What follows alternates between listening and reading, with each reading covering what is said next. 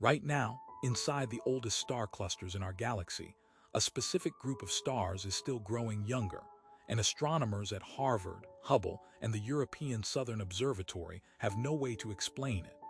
And what these stars are doing to the laws of stellar physics could rewrite how we understand time itself. But here's what nobody is telling you about what comes next. They are called Blue Stragglers, and the name alone should tell you something is wrong. In a globular cluster, one of those dense ancient balls of stars that have been burning since the universe was barely born, every star should be following the same script.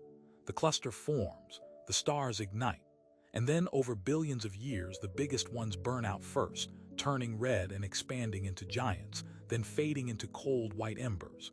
That is how it is supposed to work. No exceptions. It is one of the most reliable rules in all of astrophysics.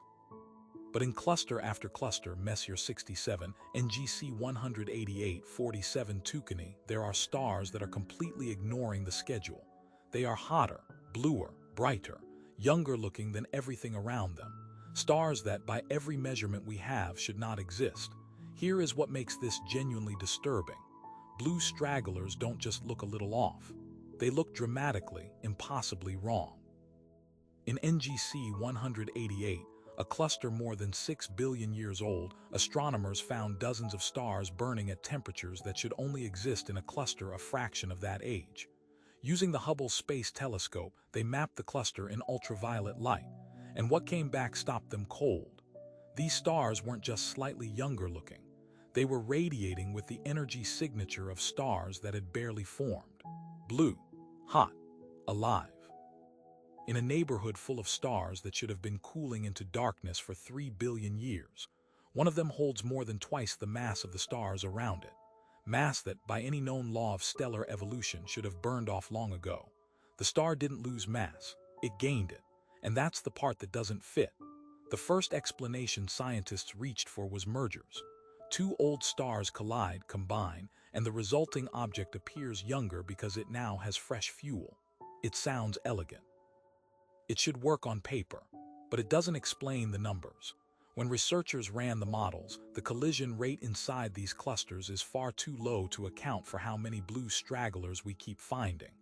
And some of them, isolated with no visible companion, no evidence of a merger, no debris, no gravitational partner anywhere nearby, are rejuvenating in what appears to be empty space. The collision theory covers some of them, not all of them. And it is the ones with no partner, no history, and no explanation that the models cannot touch. But that's not even the part that worries them. Because when astronomers looked closer at the timing, they found something the merger theory cannot account for at all. Some blue stragglers aren't just younger looking. They are actively getting younger, right now, in real time.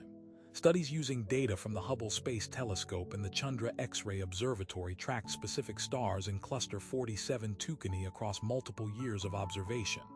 And they watched the surface temperatures of certain blue stragglers increase. Not decrease, increase. Stars don't do that. A star burns through hydrogen, exhausts its fuel, cools, swells, and dies. The arrow only ever points one direction. Entropy is not negotiable, except these stars appear to be running it backwards. This is the part that was buried. Researchers flagged that a subset of blue stragglers showed structural changes consistent not with surface-level mass transfer from a companion, but with something happening at the core-level rejuvenation, meaning something inside the star itself appears to be resetting, not stealing youth from a neighbor, generating it. No model in the standard framework of stellar physics predicts this. None. And the scientists who published on it were explicit. The phenomenon defies any framework currently available to explain it. If a star can reverse its own aging process at the core level, we have a problem. Not just an astrophysics problem, a physics problem. The second law of thermodynamics, one of the most fundamental, ironclad rules in all of science, says entropy always increases. Systems always move toward disorder. They don't rewind. They don't refresh. But if something inside these stars is generating new order, new energy, new fuel from a process we don't recognize, then we are missing something enormous. something operating at a scale we can barely measure, inside conditions we cannot replicate. And here is why it matters beyond theory. Our understanding of how stars live and die underpins everything: how we date galaxies, how we model dark matter, how we calculate the age of the universe itself. The stellar aging clock is the baseline we trust to read the cosmos. If that clock can run backwards, every number built on top of it becomes a question. So the real question isn't why these stars are aging backwards. The real question is how many of them are out there, and how long this has been happening without us noticing. Because if stars can reset, what else can? Drop your best theory in the comments. Because right now, the scientists who study this for a living don't have one they can defend.